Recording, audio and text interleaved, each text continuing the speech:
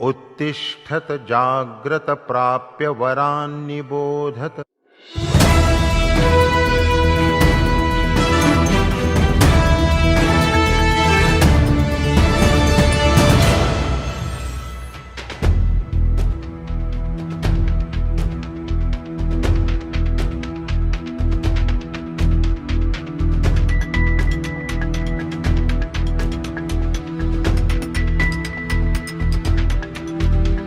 নমস্কার, আমি সৌমেন। আপনারা দেখছেন বিবেক বার্তা। আজকের বিবেক বার্তার আলোচনার বিষয় লাল কৃষ্ণ আদবানিকে ভারতরত্ন এবং তা নিয়ে জনমানসে মিশ্র প্রতিক্রিয়া। 3 ফেব্রুয়ারি 2024 প্রধানমন্ত্রী আদবানিজিকে ভারতরত্ন দেওয়ার কথা ঘোষণা করেন তার টুইটারের মাধ্যমে। প্রধানমন্ত্রী তার টুইটারে যেটা লিখেছেন সেটাকে বাংলা তর্জমা করে আমি আপনাদেরকে পড়ে শোনাচ্ছি। আমি নরেন্দ্র মোদী, আমি অত্যন্ত আনন্দের সাথে জানাচ্ছি যে শ্রী লাল কৃষ্ণ আদবানিজি ভারতরত্ন সম্মানে ভূষিত হলেন। আমি তার সাথে কথা বলেছি এবং তাকে এই সম্মানে ভূষিত হওয়ার জন্য অভিনন্দন জানিয়েছি। আমাদের সময়ের অন্যতম সম্মানিত রাজনীতিবিদ, ভারতের উন্নয়নে তার অবদান অবিস্মরণীয়। তৃণমূল পর্যায়ে কাজ করা থেকে শুরু করে উপপ্রধানমন্ত্রী হিসাবে দেশের সেবা করা পর্যন্ত তার জীবন। তিনি আমাদের স্বরাষ্ট্রমন্ত্রী এবং তথ্য সম্প্রচার মন্ত্রী হিসাবেও তার ছাপ রেখেছেন।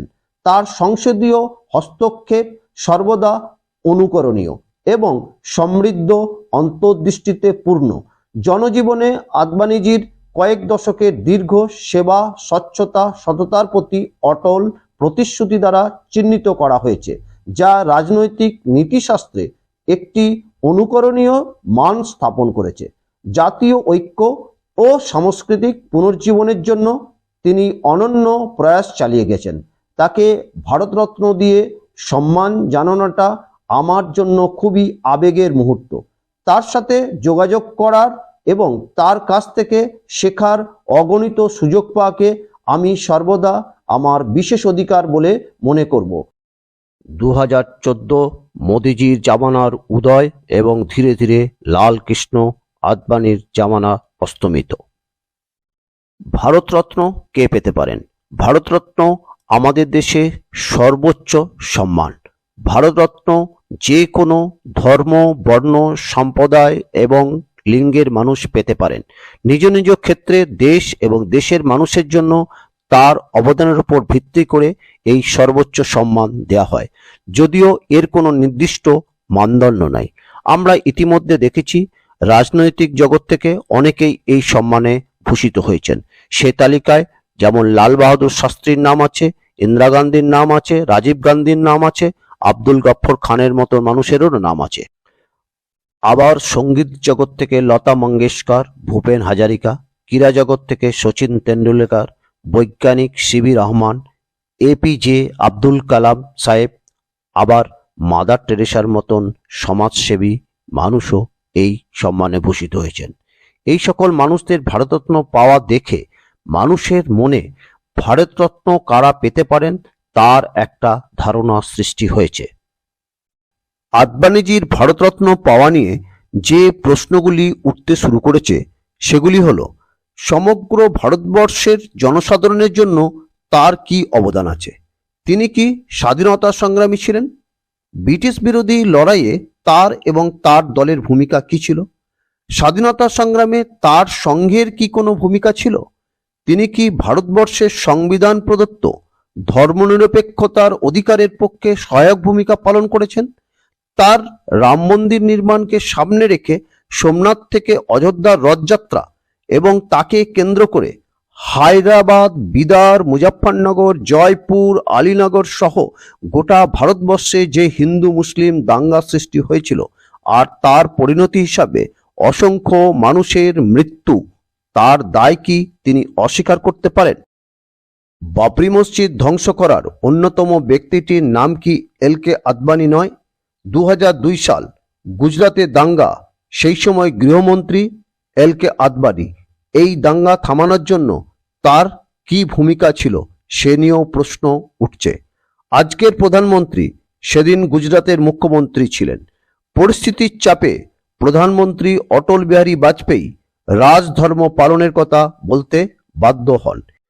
গুজরাট দাঙ্গার পরবর্তীকালে পুনরায় নরেন্দ্র মোদী গুজরাটের মুখ্যমন্ত্রী হিসাবে নির্বাচিত হন, আর সেই সময় আমাদের রাজ্যের মুখ্যমন্ত্রী তাকে ফুল দিয়ে অভিনন্দন জানিয়েছিলেন।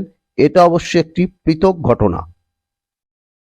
এটা ঠিক, সংঘ পরিবার বা বিজেপি দলের জন্য এলকে আদবানির ভূমিকা অনস্বীকার্য। বিজেপি সরকার কেন লালকৃষ্ণ আদবানিকে ভারতরত্ন দিলেন সে বিষয়ে বিভিন্ন জনার বিভিন্ন মতামত আছে।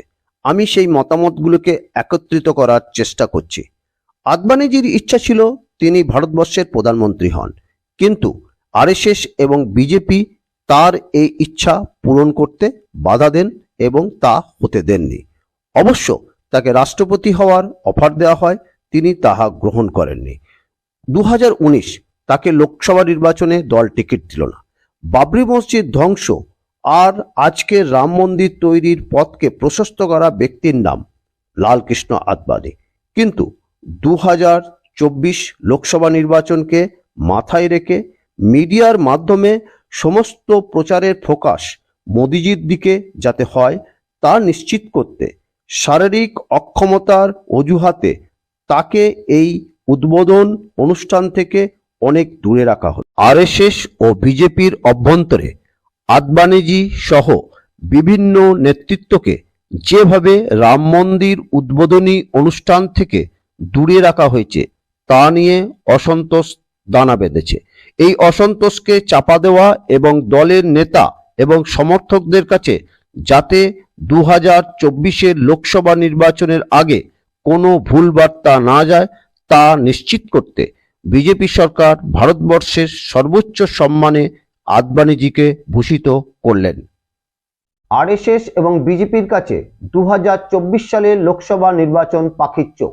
তারা এই লোকসভা নির্বাচনের পূর্বে কোনো রকম রিস্ক নিতে চান না। আদবানিজিকে ভারতরত্ন দেওয়ার সিদ্ধান্তকে অনেক মানুষই স্বাগত জানিয়েছেন। পাশাপাশি অনেক গণতন্ত্রপ্রিয় ধর্মনিরপেক্ষ মানুষ এর বিরোধিতাও করেছেন। আপনার কি মতামত তা আপনি কমেন্ট বক্সে লিখে জানান, এবং এই ভিডিওটি যদি ভালো লাগে তাহলে আমার এই চ্যানেলটিকে সাবস্ক্রাইব করে বেল আইকন প্রেস করুন। নমস্কার।